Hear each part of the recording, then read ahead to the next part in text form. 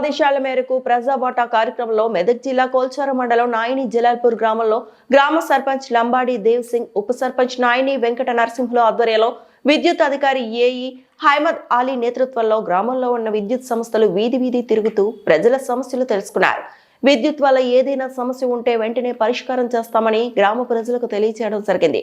ఈ కార్యక్రమంలో linemen Shankar, line inspector Nagaraju, assistant linemen Prashanth, CL Sudhakar, నాయకులు చినరాయన్న తదితరులు పాల్గొన్నారు.